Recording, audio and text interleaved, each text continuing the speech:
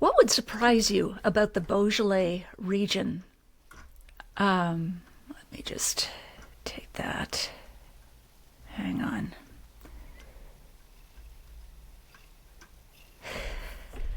What would surprise you about the Beaujolais region of France and the wine itself? Are you curious about how the Beaujolais Nouveau craze started and why it's since fizzled out?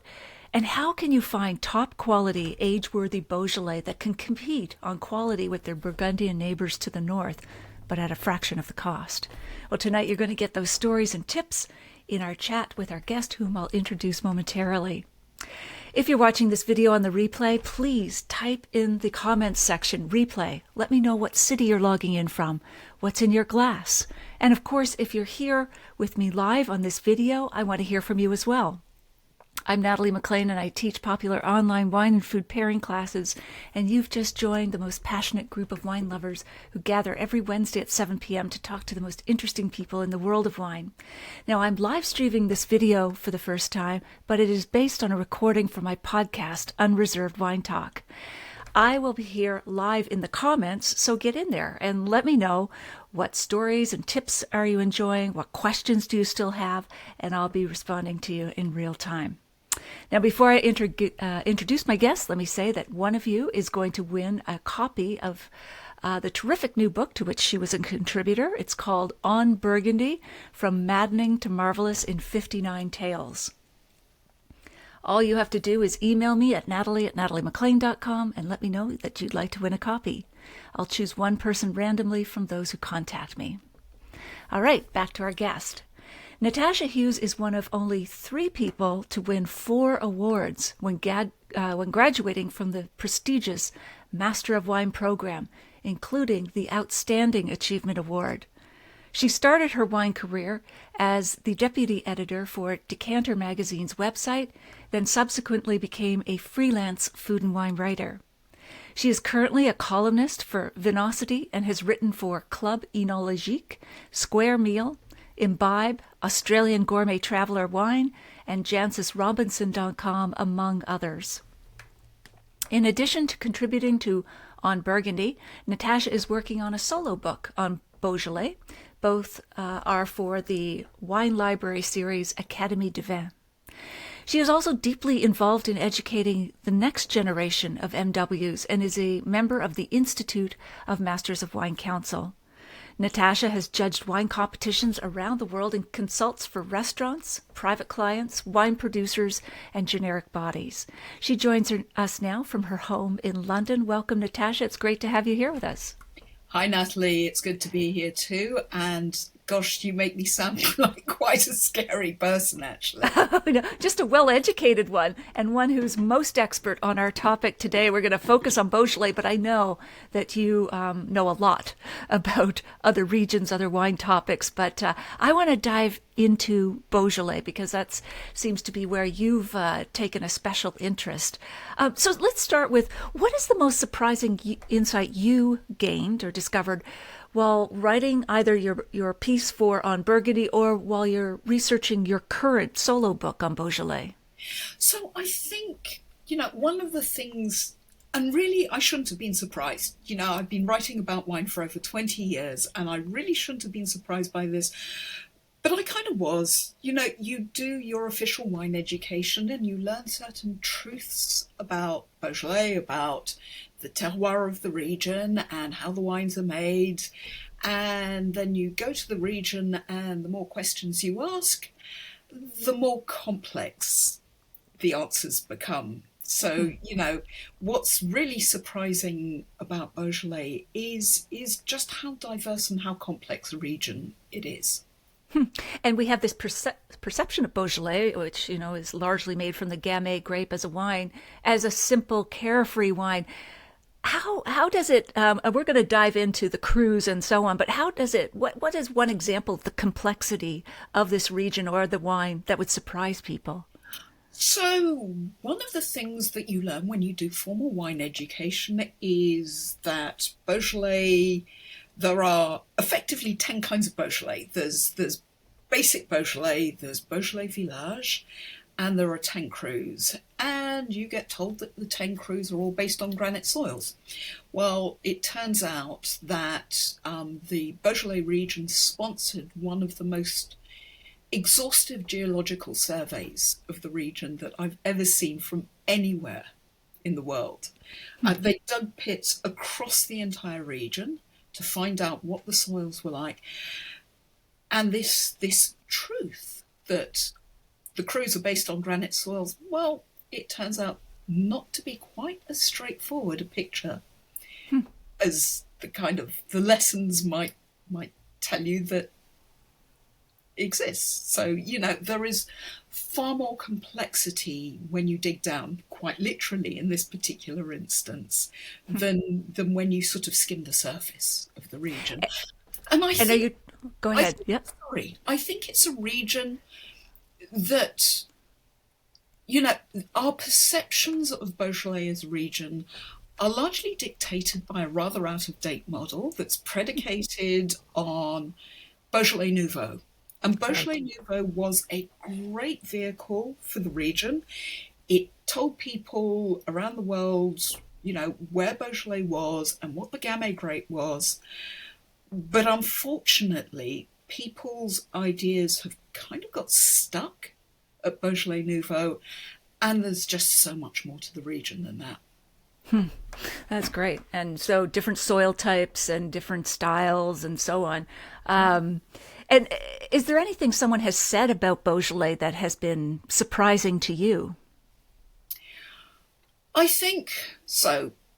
In a kind of negative way, the thing that surprises me most is how even people who are deeply involved in the world of wine are still inclined to dismiss a region that actually is really interesting. Wow. Okay. So let's open their eyes and taste buds if we can today.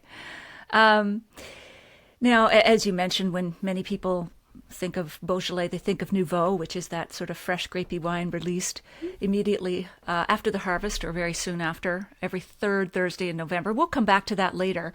But let's talk about Beaujolais as a region, maybe situated on the map, because I think in some of our email conversations, you've also said that some people are even surprised it's part of Burgundy. We think of Burgundy and the benchmark Pinot Noirs to the north, but sort of give us a visual map of Burgundy and where Beaujolais sits. So Beaujolais is kind of geographically, it is located between, so as you travel south down France, you go through Dijon and then you hit the Côte de Nuit and then you go through the Côte de Beaune and then you go through the Côte Chalonnaise and the Mâconnais and then you hit Beaujolais. And Beaujolais is situated effectively the southernmost vineyards of Burgundy and the northernmost vineyards of Beaujolais. You cross the roads and you go from one region to another. And historically, one of the most important things geographically for Beaujolais is that it's about, well, currently, if you've got a good car and there's a decent motorway system, it's about a half an hour's drive north of Lyon, which is one of the biggest cities in France. So commercially, Beaujolais has always had strong links with Lyon, which is in the Rhone. Administratively and historically, the region has had strong links with Burgundy to the north. And I think, in official, the way the wine world is split up, Beaujolais is considered to be part of the greater Burgundian region. And it's certainly true that historically there are very strong links between Burgundy and Beaujolais. But this thing about the closer you dig into Beaujolais, the more complicated it gets. Mm-hmm. Administratively, Burgundy stops somewhere around Fleury, which is partway down the cruise. So as you drive south through the cruise, you actually transition from the department of Burgundy to the north to the department of the Rhone to the south. Okay. So Beaujolais is a real halfway house geographically, between Burgundy and the Northern Rhone. It's a halfway house historically, commercially. A lot of the big négoce houses in Burgundy traditionally have made Beaujolais as well. So that has strengthened the links between the two regions. But commercially, most of the wines, if they were shipped out, they were shipped south because they were shipped to Lyon. Because why on earth would you be shipping Gamay north to a region that produced Pinot Noir? But Sure. here's the kicker. Historically, Gamay was grown in the wider Burgundy region. It's only relatively recently, historically, post-phylloxera, that the grape has really begun its rock solid link to Beaujolais rather than the Burgundian region. And for those who don't know, post-phylloxera, the root louse that destroyed European and North American vineyards in the 1800s. So they replanted Gamay. Did they replant a better version of it, or what happened after that? So the first thing to realise is that one of the earliest references you find to Gamay is that one of the Dukes of Burgundy talked about this evil, this nasty grape variety that had to be uprooted and dug out, removed from Burgundy because he called it disloyal. It wasn't patriotic. And actually, I think when you look at it, Gamay is a very productive grape variety. And if you plant it on Burgundy's rather generous soils, it tends to produce copiously, and high yield Gamay is not necessarily a great thing because what you get is you get lots and lots of grapes with not very concentrated fruit flavours, and the acidity is way high and the alcohol level is way low, and it doesn't make very good wine. So, very good reason for getting rid of it out of these kind of clay and limestone soils. Yeah, I'd say that's disloyal as a grape. Like that's just bad behavior. But if you put it on the granite soils, actually they're not all granite soils, if you put it on the soils of the cru zones in Beaujolais, produces wonderful wines. Huh. And why is that? Is it because the cru soils have better drainage, or they just make the plants suffer more? Or? So the soils in the crus there's a lot of granite, but there are also, it's a really complex geological situation, but there are a lot of soils in the cru zones that make Gamay work really hard. Doesn't yield as abundantly. If it doesn't yield as abundantly, then flavours get concentrated, the sugar levels go up, some of that acidity is tamed, and it's transmuted. So if you put Pinot Noir on the soils of the crus, it would really, really struggle. It needs some of the generosity that you get in the Burgundian soils. Whereas Gamay in those Burgundian soils just kind of goes, hey, let's have a party. and it's badly behaved. Right. Okay. So a stricter boarding school, if you will, put a tight leash on Gamay. And so how big is the region? Just, I know it's going to vary in terms of how much wine is produced, but give us an idea of maybe how many bottles it produces, how many acres or hectares. Give us a size.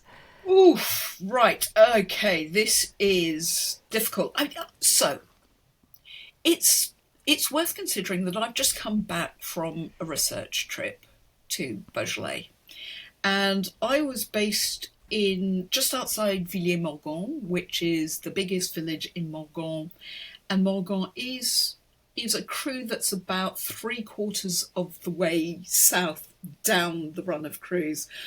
I can get to Saint-Amour at the top in about 20 minutes by car. So fairly small. Roads. It's small. And, east to west, it's not particularly big. Of course, there is, once you've got to the bottom of the cru zone, you've still got the Beaujolais zone. And the Beaujolais village zone runs, to largely sort of around the periphery of the Cru zone, but it's a small region. It's you would be hard pushed. I think 35, 40 minutes drive, and this is on country roads to go north south. All the way. Okay. And how does that compare with Burgundy proper or whatever, not proper, but to the north? Burgundy and Yeah. proper. Well, Chablis itself is a good hour's drive north of Dijon, and Dijon is, once you're south of Dijon, then you hit the Côte de Nuit. It's Okay. it's far more spread out, and then so it takes you about an hour and a half ish to drive from Dijon down to Beaujolais. Okay. Okay. Gives us a sense of that. On motorways. Okay. Right. Not those country lanes. Not really. So Beaujolais is a compact little growing region. And yet we think of it as big just because the wines are, because we perceive the wines as light and as I said, carefree, but it doesn't mean it comes from a big region and there is complexity. So here's one of the kickers. If you go to the Beaujolais region, so particularly when I first visited the region, some 20 or so years ago, the traditional style of viticulture pertained, and there's still a lot of it around. So basically, traditional vineyards had bush vines low to the ground. I mean, like yay low to the ground. Not trained on the trellises, yes. Not trained on the trellises, little just kind of plants dug in the soil, about 10,000 of them per hectare. 9 to Wow. 10,000 of them. That is a lot of plants per hectare. And if you're growing bush vines like that, you can't work them by machines. Right. And quite a lot of them are on slopes. And yet people were being asked to make wines that were selling they were getting paid nothing for these wines. Right. Because the whole point about Beaujolais Nouveau is that it's cheap and cheerful. So you had this dilemma. You had this region where it was really hard to farm these vines. It was really hard work. You couldn't mechanize it because of the way the plants were planted. You couldn't mechanize it because a lot of the plants were planted on slopes. And yet nobody was prepared to pay anything. Did that result in any cutting corners quality-wise or trying to find cost savings in other ways since the market wasn't... I think one of the big problems with Beaujolais Nouveau, as a tradition, started out from... So I've talked about the commercial links with Lyon, and a lot of the wine from Beaujolais was sold in Lyon, and Lyon is a city that has, a lot of bars and a lot of restaurants, and it was a good quaffing wine that you could drink in the informal bars and restaurants in Lyon. And quite often there was a rush to get the wine from this wasn't generally speaking, a lot of the Beaujolais that was produced was not wine to be aged. So, you got it into the bars pretty much as soon as you could after the vintage. So that would be November, for instance. And people would drink it and really enjoy it. And along came a negociant, a guy called Georges Duboeuf, who thought, fantastic tradition. Why don't we take this idea of the Beaujolais Nouveau, this young, primeur, easy drinking wine that we're enjoying, that we're selling a lot of in Lyon, and why don't we market this idea to the rest of the world? And the whole world went, wow, great idea, easy drinking. You've got to remember that this was in the 70s and 80s when wine was terribly serious. So Yes. This easy drinking, light, fruity, refreshing wine, fantastic, great news. And there was this story, and there were races to get these wines into the wine bars on the third Thursday of November, and it really caught on. It caught on around the world. It became incredibly popular, And everybody in Beaujolais, who, a lot of them they were making a transition from having been polycultural farmers who grew a few vines and raised chickens and grew their own vegetables. They were transitioning to being wine producers, and they all kind of went Beaujolais Nouveau. It's obviously the way to go. Right. Fantastic.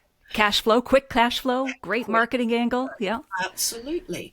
The trouble was that this put a lot of pressure on them to produce loads and loads and loads of cheap wine. Mm. So inevitably, over time, corners got cut, I think. And the quality of the wines may well have suffered. And as a result, especially once you started to get, I think, fruity, easy drinking wines from the New World being available around the world, all of a sudden, just being fruity and easy to drink wasn't the big cash cow that it may have appeared. So the wines from Beaujolais, where people had been milking the cash cow a little too hard, and the cash cow was getting a bit bony, maybe. So, I think the popularity took a nosedive because the quality maybe wasn't quite there. And the wines weren't quite as fruity and quite as accessible and easy to drink as some of the New World wines. And it became a downward spiral. And they even had competition from countries like Italy with its Nouvellos, or Nouveau, I forget what they call them, Novellos. Well, we Like don't see that much of that in the UK. I think that's sort of possibly more of a thing maybe in North America. But certainly, I think there came a time sort of around the 80s and into the 90s where just being fruity and easy to drink wasn't enough to get you, popularity and purchases. Sure. And has George Duboeuf, I've heard he owns about, or did own about 10% of production in Beaujolais. Correct me if I'm wrong, but has he gone on to do any other sort of marketing innovations? Well, Monsieur Duboeuf died a while ago. So I believe his son is now in charge of the company. Okay. There have been no big innovations as far as I'm aware. Okay. But he's quite a name. His name lives on, even though he does not. But actually, I don't know. And, I might regret saying this, but I think the star has faded a bit. Yes. Wines used to be widely available everywhere. Right. And you don't see them as much anymore. It's true. Yeah, even here in Canada, that is true. And so, just to confirm, Nouveau is so interesting. It's made from Gamay. Is more than 95% of just let me take that off the hook there. Is more than 95% of wine made from Gamay in Beaujolais? So Gamay is the only red grape that you can grow in Beaujolais. Okay. There is some white, and it's Chardonnay. All right. And if you make a Chardonnay in the Beaujolais region, you can call it Beaujolais Blanc, or you can call it Bourgogne Blanc. Okay, just clarifying that. And then the top 10 crew, I'll just rattle them off here and let me know if I've missed or misspoken on any of them. They account for approximately 41% of the region's production. Bruy, Chenas, Chirobel. I should get you to say these. I'm going to butcher these. From the south, you've got Bruy, you've got de Bruy, you've got Morgon, you've got Régnier, you've got Fleury, Chirobel. I mean, some of these are going sort of east-west, but, you get the general picture. Sure. You've got Moulin-Vent, you've got Chenet, you've got Julienat, and you've got Saint-Amour. Okay, yes. And then the Beaujolais Village is the next tier down, about 25%, and then basic Beaujolais, I guess, 33%. Is that correct? Here's the thing. The way we tend to talk about Beaujolais and Beaujolais Village is that Beaujolais and Beaujolais Village come from kind of the same area, and the Beaujolais Village is like, I don't know, a slightly better Beaujolais or something. That's the general perception, isn't it? Yes. Actually, there is a Beaujolais Village zone, and there are named villages. And then to the south, you've got this kind of limestone, largely limestone area. Okay. The houses in the area have this are built from this wonderful golden stone. The region is called the region of the Pierre Dorée, the golden stones, and it's this wonderful limestone that's in the south. That's great for building houses. Maybe not so good for growing gamay. Not bad for Chardonnay, but gamay. So we go back to that problem about gamay kind of being a bit of a party animal.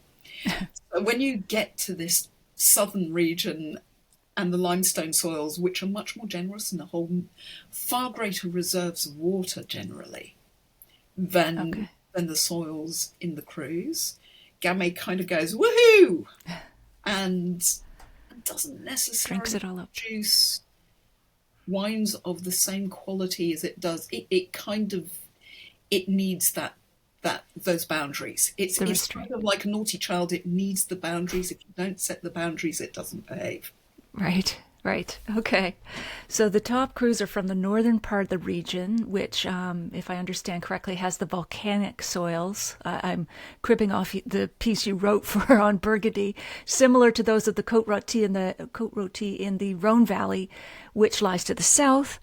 But what differentiates them then is more the different layers of soils, like the quartz and the granite and the blue schist. So you've got this complexity of soil. So Fleury and Chirouble are the only two Crus that are pretty much exclusively on granite.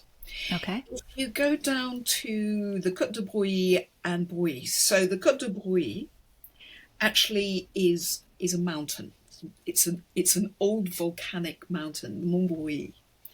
And to the south and sort of skirting round it, you've got Brouilly. Generally speaking, and it is a broad generalisation, the Côte de Brouilly is made of this kind of blue stone. It's a much harder stone, very difficult to break down. It's a volcanic soil that is a blend of diorite and slate. It's very difficult to break down. The pink granite that you find quite a lot in the Crus generally, as a rough generalization, is much more friable, and it breaks down into this kind of, they call it granite sand, but actually what it is smaller particles. They're actually often quite a bit larger than sand grains. So typically Brouilly has much more of the pink granite, and the Côte de Brouilly has much more of this blue stone. Okay. But there are bits of the Côte de Brouilly that have granite, and there are bits of Brouilly that have the blue stone. Okay. Wow. All right. Welcome to Geology Today. I can show you if you would be interested. I could show you. I could hold up to the camera a geological map. Sure. Of one of these Crus. So give me 2 seconds. Yeah, absolutely. And we'll put this in the show notes for those who are listening and cannot see what Natasha is going to show us. So let me find you. Yeah, why not? Okay, here we go. So that. Oh, wow. So we got lots of different colors. Yeah. We've got lots of different colors, and only the reddy orange ones, that's the granite. Okay. All right. Let me Very different. Another one. That is Juliana. Oh, wow. Very different. Juliana has pretty much no granite at all. Right. Different colors, yep. Yep.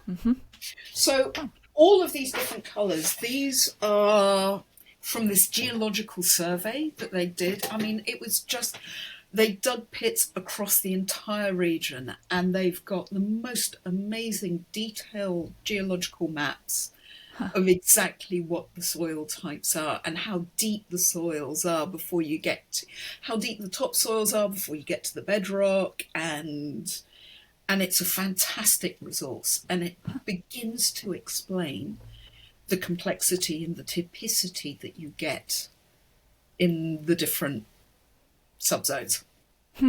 Fascinating. And that's where wine gets its complexity, as you say. Um, so, why, and again, it just may be, the answer may be just it's the soils, but just to generalize a little bit, Chenas, Moulin, Vin, and Morgan, they tend to be the most structured of the cru wines. Why is that? It's so, hmm, it's to do any anything that you say about the character of an appellation is always going to be an approximation. It's going to Sure. be a generalization because you've got variations in terroir, you've got variations in winemaking styles and approaches, philosophies.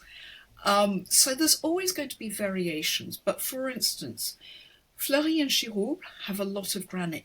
Very typically, there's a delicacy and a linearity to these wines. And the pink granite wines tend to be more floral expressions. Okay. Um, Whereas where you get to the dark volcanic soils, the wines tend to have more structure, more power, more tannin, which is Okay. not necessarily a word that we typically associate with Gamay, but It's true. actually Gamay, if the yields are controlled, if the winemaking is good, Gamay can have quite a lot of structure. And and it's really interesting because one of these myths that we have about Gamay is that this is a wine that has to be drunk young. This is a Right. hangover from the Beaujolais Nouveau days. I went to a revelatory tasting last year put on by a producer in Moulin Vent who opened up bottles going back 30 years. Wow. And and depending on and what I found as I've tasted more and more of these old Beaujolais crus is that depending on the vintage, character, and the terroir, old Beaujolais can look an awful lot like old Burgundy, or it can look an awful lot like older Côte Rôtie. Oh, really? So Wow. quite often you find wines with a density and a spiciness that make you think about Côte Rôtie, especially in warmer vintages, especially in the more structured terroirs, and in lighter, more delicate vintages, and on the pink granite soils particularly, there is an ethereal quality to good Beaujolais that makes you think of Burgundy. Wow. Okay. So they can age, Oh depending, God, yeah. especially the cruise. Yeah. All right. Especially so. There's also Beaujolais Village. I go back to we were just about to touch on Beaujolais Village, and I got distracted. So theoretically, the way that we tend to think about Beaujolais Village is that it's got to be like Beaujolais, but just with a little bit more density. It actually comes from a demarcated zone. It comes from particular villages, and a lot of these villages have terroir that looks much, much more like the Cruz than it does the Beaujolais zone. And there are even one or two of the Beaujolais villages that are working up to presenting a case to become Cruz, in the same way that some of the Cruz are starting to prepare a dossier that would allow them to have premier Cru zones. Oh, does that exist now? Premier Cru, the top of the. No, but it's some of the Crus are preparing. So the pathway to creating a premier Cru is is a very long one, and you have to prepare a dossier to prove to the INAO, which is the body that regulates this system. You have to prove that particular zones have historically always been recognized as being special, distinctive, of high quality. And then they do investigations and taste tests and check their facts, and it can take years for a cru to be accepted. So I believe that Fleury is one of the first of the appellations, possibly the first of the appellations, to submit some dossiers applying for Premier Cru status. My understanding is that Moulin à Vent, Brouilly and Côte de Brouilly are also preparing dossiers for some of the vineyards, some of the lieux-dits to become Premier Cru, and equally some of the villages are starting the process to apply to become crus. So that would likely also increase their prices, right? Prices have been increasing in Beaujolais for quite a while, Okay. for the better qualities of wines, but they are still astounding value compared It's true. to what goes on to the north and to the south. And that's probably why we're seeing, in part, a renaissance in Beaujolais. Sommeliers must find them extremely attractive because they can still present these wines on a list with hefty markups, and yet, they're not I think costly. there's a few things going on. Uh huh. I think one is that there has been, for quite a while now, a growing interest, particularly in high-end restaurants, in finding lighter, fresher styles of red wines that are food friendly. And Gamay is certainly that. But yes, absolutely. It certainly isn't hurting Beaujolais that prices in Burgundy have risen to the extent that they have. Right. And what would be some of? I mean, the food pairing element is very important to sommeliers. I mean, I'm sure there's a wide range of dishes, but what are some of your favorite food pairings for, say, the cruise? So I think that, broadly speaking, Gamay can do what Pinot does. Okay. So Pinot's advantage as a food-friendly wine is that it has tannin, but not too much of it. The alcohol levels don't tend to be high. There tends to be good acidity. They're not usually overly oaked. There's always a distinctive fruit character, and Gamay can do all of that. So Sure. typically Gamay is not oaked, or if it is oaked, it's aged largely in old oak. There are some producers who are oaking their Gamays. I'm not always 100% convinced by these wines.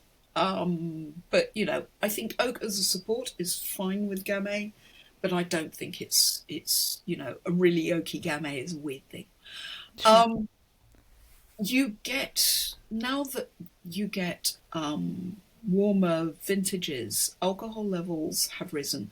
The need to chaptalize in the region has disappeared. To Uh, add sugar during fermentation? yeah. Yeah. And wines that used to be typically 12.5% alcohol, it's now more usual in Beaujolais to find wines between 13 and 14%. Wow. That is hefty Um, for Beaujolais, traditionally. well, so 14%, you tend to get that in the more concentrated crus. Okay. And as long as the balance is there, it's fine. I have seen wines that come up to 15% alcohol, and that just looks wrong to me. Right. I Yes. like the grace and freshness that makes Gamay Gamay. Sure. So in terms of food pairing, I think the advantage is that depending on the style of Beaujolais you've got, you can do a whole range of things. So lighter styles of Beaujolais, fresh, crunchy Beaujolais Nouveau, even What do you mean by crunchy? I like that term, but what do you mean by it? not too ripe, that it's got that freshness and brightness, Okay. often the floral character. I like tannins that have a little bit of raspiness to them. You Hmm. don't want that kind of gloopiness of sort of really Crunchy ripe, and gloopy. lush. That's great. Yeah. Yeah, I get you. So these crunchy wines, you take them on a picnic. You open them with charcuterie and salads, and you don't want to take the wines too seriously. They're brilliant. But you can chill them lightly in summer. Fantastic. Really easy to drink. If they've got a little bit more presence and character, bring them out with a barbecue. They can take on that kind of smoky, sort of slightly caramelized character that you get from barbecued meats, barbecued fishes. You can pair them with the kind of fish that you pair with Pinot. So, salmon, tuna, Hmm. bring out your Beaujolais. Fantastic, works really well.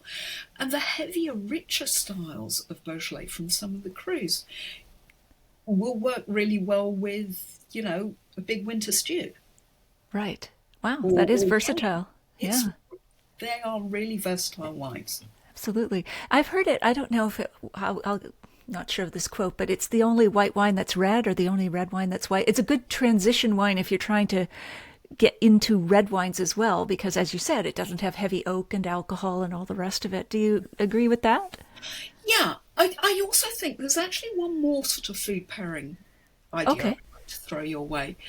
Um, if you're eating Asian foods with spices, it can be Mm. really difficult to find wines to pair with these foods, and quite often we fall back on white wines, but because white wines have lower alcohol, Sure. um, often have a bit of residual sugar. That can help. They have an aromatic character that might work with Asian foods. And typically, with a few exceptions, they're not heavily oaked. So I think Beaujolais can do some of this. You don't want to put a Beaujolais with, a really fierce Vindaloo curry Mm. or a very hot Thai seafood salad. But if you've got, for instance, a Thai red curry with duck and lychees, or a Moroccan tagine or something like that, or an Indian Rogan Josh, Beaujolais can cope with that. It's got enough personality to stand up to the flavours without getting into a fight. Red wines often fight with spices because of the alcohol, because of the oak, because of Hmm. the tannin. I think Beaujolais is adaptable, flexible enough. That's good. The dinner party guest you always seat in the middle of the table. Um, let's talk about back to sort of nouveau. One thing that I'd love to just clarify is it's synonymous with carbonic maceration, whole bunch fermentation. Can you differentiate that from quote unquote regular fermentation without us going down too technical a rabbit hole? So the whole carbonic maceration fermentation thing is kind of another one of these Beaujolais myths. Uh-huh. So you get you go through your official wine education, you get told that in Beaujolais, Gamay is vinified through carbonic fermentation or maceration. And the whole idea of that is what they tell you is that you put the bunches of the grapes, you don't destem them. Red wines are usually destem. You destem the berries and you put them in the fermentation tank. And the idea is that you crush them and you express the juice, and that's how fermentation happens. Beaujolais is different. So the story that you get told is that these bunches with their stems are put in the tanks and they're covered in a blanket of carbonic gas, so CO2, which is an inert gas, more or less. And what happens is that the grapes ferment intracellularly. So it's not a true alcoholic fermentation in which yeasts act on the sugars in the juices to produce carbon dioxide and alcohol. What happens is this enzymatic reaction that's going on inside the grapes, and it transforms the sugars in the pulp into alcohol and softens the skins. And then at some miracle moment, I don't know, hey presto, you get from these bunches of grapes to you've got wine. And that's kind of the story that you get told. Uh-huh. So the first thing is you go down to Beaujolais and you start asking questions about vinification with the producers. Actually, the more questions that I ask every time I go down to Beaujolais, I love this. I've talked about these kind of myths that you get told about Beaujolais, and you go to Beaujolais and you start asking questions, and there's always this kind of pause and this bit of chin stroking, and then the winemaker will say, "Ah ben c'est compliqué." It's complicated. And it turns out that this carbonic maceration thing is complicated. So first of all, most producers do not do carbonic maceration. Okay. First of all, you've seen big wine tanks are big. Yeah, they're huge. You put loads and loads and loads of grapes in a tank. What's going to happen to the bunches at the bottom? Yeah, they're going to get squished. They're going to get squished. The juice is going to come out. So this idea that everything is fermented intracellularly, because you're always going to get a certain amount of liquid at the bottom. So you talk to most producers and they go, c'est compliqué. What we have here, what we work with, and this is most of them, is semi-carbonic maceration. So they will put the bunches in the tank. They may or may not top it up with CO2 gas. Or they might just let the juice that gets expressed by the grapes at the bottom ferment and release its own CO2 to provide this protective cap. Okay. There are some producers who do pure dry carbonic maceration, which means that they open up the bottom of the tank once, twice, several times a day and draw off all the juice that accumulates at the bottom of the tank, and they will put it in a separate tank to ferment on its own so that the whole bunches in the other tank can get on with their intracellular maceration. The trouble is, regardless of which path you follow, sooner or later, you're going to have to press those whole bunches. And when you do, you release juices that still have sugars in them because intracellular fermentation isn't going to carry you through to dryness. Okay. So they press off the grapes. And if they've done the dry carbonic maceration thing, which teeny percentage of producers do that, it's a really complicated technique to handle. Most of them work with this semi-carbonic maceration. So gradually what they'll do is they've got this juice at the bottom of the tank, they'll spray it over the cap to help keep the cap moist, and then at a given time they will press off all the bunches and they will rack the wine off and let it continue to finish its fermentation in kind of a normal way. Okay, so they're transferring it from one tank to another when they rack. Yeah. Yeah. Okay. So they'll press it off. Yeah. And then all the juice and some fine leaves will go to a tank. Yeah. Or a barrel, big old barrel, to finish the fermentation. Okay. That's clear. The point at which they do that is going to depend on the style of wine they want to achieve. And let's go back to, our simple, juicy Beaujolais Nouveau. Most of that wasn't carbonic maceration. Ah, okay. A lot of that was thermovinified, Which which I is hesitate to ask, but what is that? a technique at which you kind of superheat the grapes Okay. and it's a really complex technical kind of Complicated. vinification. Basically, it means that you can extract juice, alcohol, very soft tannins very, very quickly, Huh. and then you add your yeast. So we get told that Beaujolais traditionally smells of bubblegum and banana. Yeah?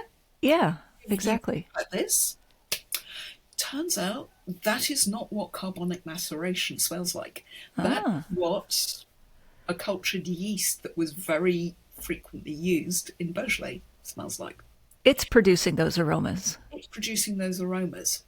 So most of the better producers in Beaujolais these days ferment using indigenous yeast, regardless of whether they're semi-carbonic, full carbonic, or even some producers destem everything and vinify à la bourguignonne in the same way that you would vinify Pinot Noir in Burgundy. So there's a whole range of techniques being used in the region to make the wines. Um, and none of them smell of banana and bubblegum. But those are not considered desirable, surely. Like, people don't want that. So it's not necessarily that it was considered desirable. It was just considered for a long time to be very typical of Beaujolais. Okay. That fresh, grapey That, bubblegum. that kind of really, to be really geeky about it, it's esters. It's this kind of almost so banana and bubblegum, but also, the flavour of strawberry flavouring rather than real strawberry, and Right. cherry flavouring rather than real cherry.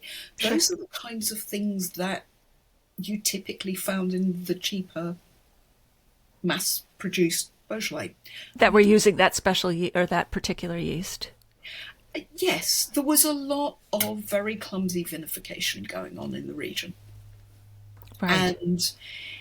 And one of the really interesting things, so I talked about how 20 years or so ago I went down and people had these bush finds, and how on earth could you make money being asked to sell your wine really cheaply when you had these bush finds? But also this was a region that was frankly depressed. It was clear that the Beaujolais Nouveau phenomenon was tanking. Producers didn't really talk very much to each other, share things with each other, share their experiences, share their knowledge. Very little experience of what was going on outside Beaujolais. And you go to the region now, and it's really vibrant and really dynamic and really optimistic. There are a lot of younger producers. So in the same way that, in many regions in the New World, people who couldn't afford the really established regions, they've kind of gone and found some region somewhere else that Yes. has really cheap land and really cheap vines and often some really old vine material, and they've set up and they've reinvigorated or re-dynamized the whole region with this Yeah. approach. And this is what's going on in Beaujolais. You've got a bunch of largely younger producers. There are some of the older generation as well who are, they've been singing this song for a very long time, and people are sitting up and paying attention now.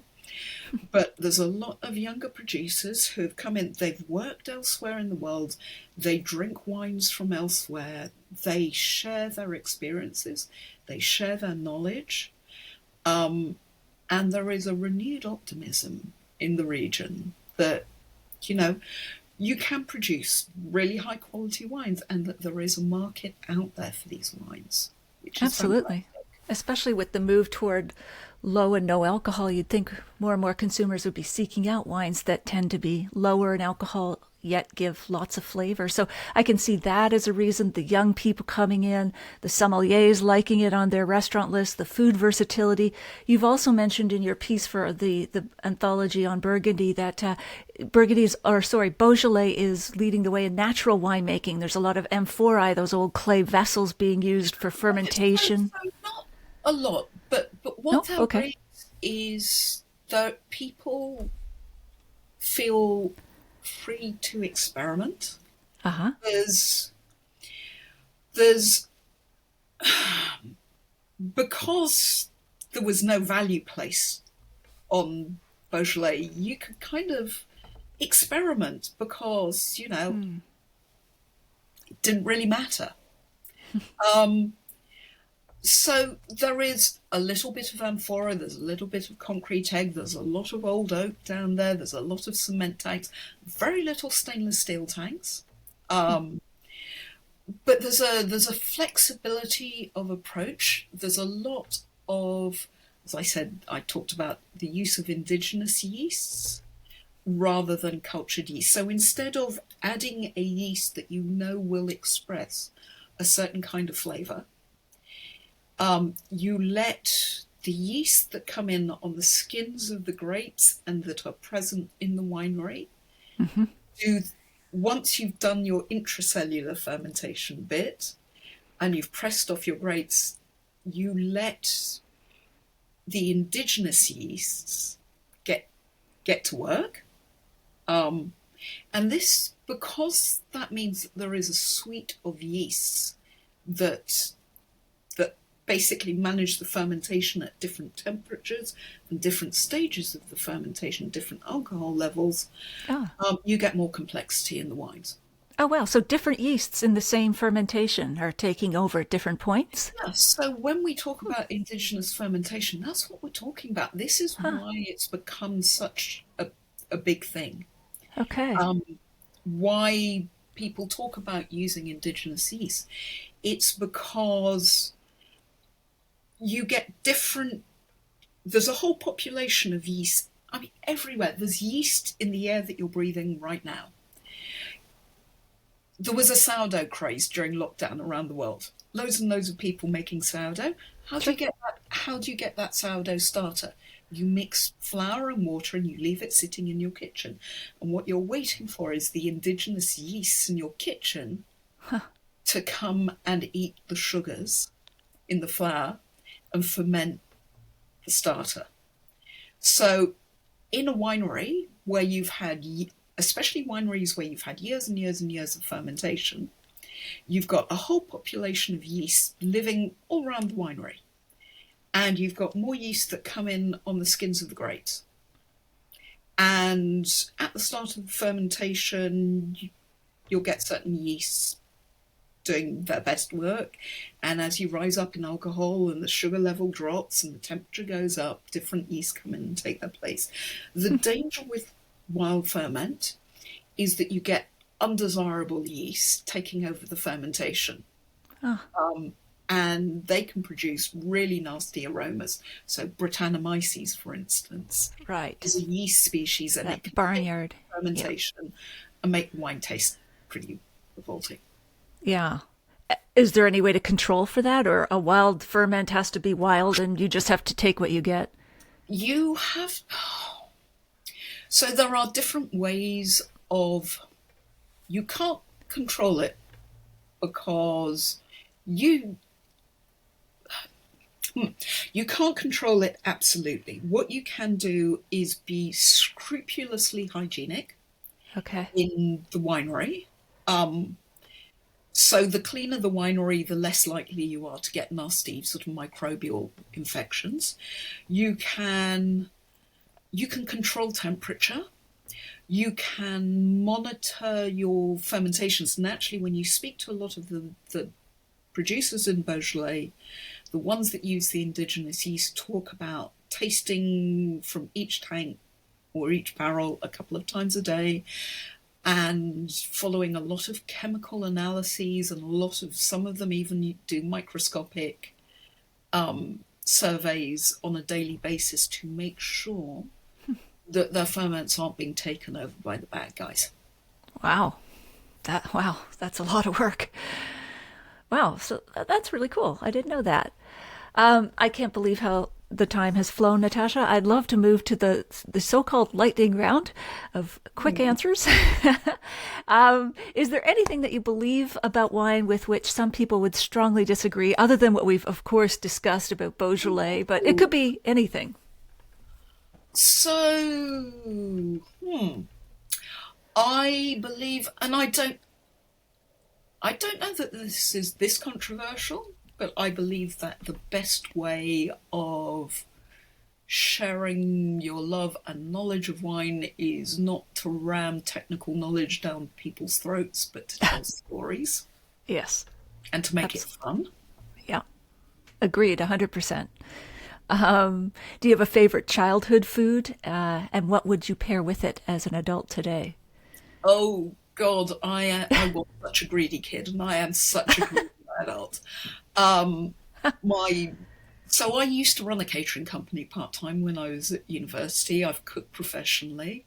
Food was my first love, and I love flavour. So my my chief kind of wine and food joy is trying different combinations of flavours. And is there anything that stands out, like as a kid, like that, a particular, doesn't even have to be a meal, but So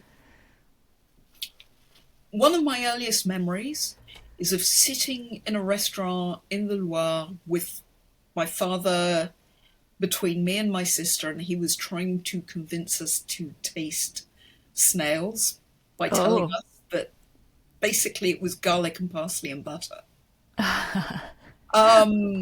My family were always really adventurous in terms of exploring food.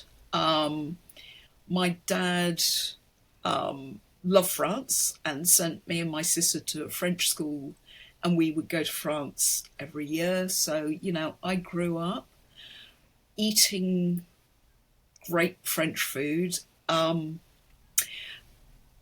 But I spent 6 years in Australia. So I love the way they cook in Australia. I love that combination of bright, fresh ingredients and the influences of Asia and the Mediterranean combined. oh, that's great. And what would you pair with snails, by the way? I think just a plain aligoté. Okay. Something One of kind the of white wines from Burgundy. one of the white wines from Burgundy, something zesty and fresh that, you're not going to worry if it gets dominated too much by the butter and the garlic. Yeah. All right. Um, do you have a useful wine gadget that you've come across over the years? Uh, Books. Oh, books are your favorite gadget. Okay. Yeah. Do you have a, There's always a book. I'm not much of a gadget person. Um, I don't, I don't sort of, so my dad was a big technology head. My husband is very good at technology. uh-huh. I tend to leave the technology to them. My favorite gadget at the moment is my new phone because it's got a really, really good camera on it, and I can take videos of winemakers talking about what they're doing, and I can take videos of vineyards and regions, and it brings everything back to life when I'm trying to sit down and try and find the words to describe things. Absolutely. That'll be a wonderful supplement to your book when it comes out as well, that you can use on social media. Do you have a favorite wine book? Uh, the one that I'm currently writing. Ah, okay. Yes. Dance with the one who brung you. Yeah, All right. Yeah. Okay. Fair enough. And that comes out in June 2024, is it? 25. 25. I Gotcha. have a Okay. little bit of time to write it. I've only Yes. started. Don't want to panic you here by moving up your deadline. If you could share a bottle of wine with anyone outside the wine world, living or dead, who would that be? And which bottle of wine would you open? Ooh. So I'm going to start with a bottle of wine first because I can Sure. choose any wine in the world, right? Absolutely. Expense is no Yeah. consideration. Okay. So I would like a bottle of Natasha because they named it after me. Okay. How convenient. How Very nice of them. convenient. Yes. It was going to be the wine that I opened to celebrate getting my MW until I saw the price tag. Oh, yes. Which So was what? Just to give us a sense of how much a bottle of Latache can go for. That's Domaine Romani Conti, is it not? Or it's the Mendola Romani Conti, right and it's in the thousands rather than the hundreds. per bottle. And Wow. no. Okay.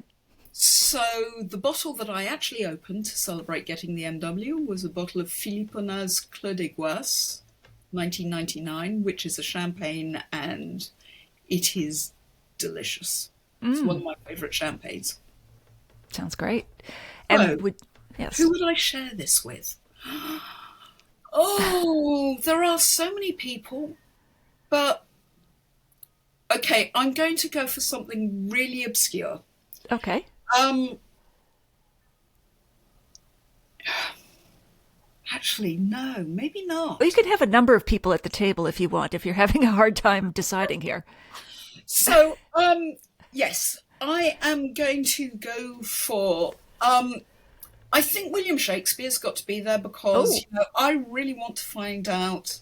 Well, I'm pretty convinced that he wrote those plays, but I want to know where a boy from Stratford got the inspiration for all these stories and that yeah, those insights into humanity. I absolutely. He'd be a think great conversationalist too. I think that would be great. Um, I think I would like Germaine Greer, Ah, the feminist the author. feminist author. I think she might be quite difficult to handle, but I understand that she likes her food and she likes her wine, and I think she'd be really sparky. Um, Great. so yeah, I think that, and ooh, I think also, yeah, I'm going to go down the chef track, Sure. and I think I'm going to have Elizabeth David there as well. Oh, consider the omelet, was it? Yes. Yes. Quite the dinner So party you're having there. yeah, I think she would be great on. Well, she could give me a hand in the kitchen to begin Yes, with, that's um, convenient. which would be very, very convenient. But also this kind of transition period between, that period immediately after the Second World War, when people were beginning to explore the world of food and move. They were beginning to travel the world, and it was a democratization of travel as well. So I think she'd be really interested. And yes, I think I quite like a comedian as well, but it's difficult to choose which comedian because quite often it turns out that they have really angry personalities. Right. That's true. But it would be good to have somebody who was really fun, who could kind of keep the whole thing going. Lighten the mood, yes, because you've got some quite serious people there. That sounds great. Sounds like you could keep going on this dinner party too. And maybe to wrap up, Natasha, can you give us one wine tip to make us more wine savvy? It could be anything. Again, doesn't have to relate to Beaujolais, but just one wine tip from any tips you like to share. Um, don't drink your red wines too warm, and don't drink your white wines too cold. You're absolutely right. What happens to a warm red? What does it taste like? Oh, it gets really soupy. I Yeah. get really upset when I see people kind of going, "Oh, this bottle's really cold. I'm going to put it on the radiator for a quarter of an hour." Oh, yeah. Soupy and gloopy, not to use another one of your terms. And what happens to a white that's too chilled? You don't get any flavour out of it. It's true. You only want to But do that it at will cheap warm up. weddings. It will warm up in the glass at least. Yes, yes. So better too chilled than too warm. Right, if you're going to have the lesser of two evils. Yeah, that is great. Natasha, is there anything that we haven't touched on that you'd like to mention before we wrap up? No, I think I'm done. Yeah, okay, in more ways than I one. think I've probably talked enough. Oh, yes, no, this has been wonderful. How best can we find you online, you and your books? So, I'm available for weddings, parties, bar mitzvahs. No, but seriously, I if anybody needs to contact me, I can be found via the Masters of Wine website. There's a really handy page called Find an MW, Okay. and you can contact me via there if you want to. I'm also online. I'm on Insta as Latash MW. Tash spelled Tash. Um, yeah, that's pretty much how you find me. Okay, great. And probably we can go to Academy de Vin to find the On Burgundy book and eventually the one that you will publish on Beaujolais on your own. Absolutely. Yes, we'll put all those links in the show notes so that people can find this easily. Well, Natasha, this has been fascinating. You really opened my eyes up to Beaujolais. I mean, I have to profess I was pretty ignorant about it, but thank you so much for sharing these interesting tips and stories. A wonderful conversation. Well, I'm glad that you enjoyed it, and I hope that I've convinced you to come and open a bottle of Beaujolais sometime soon. You have done your job, Natasha. All right. I Good. will say cheers for now, but don't log off yet. Okay. Bye. Okay. Bye bye. All right. I'm going to stop the recording. That was fantastic. Thank you so much.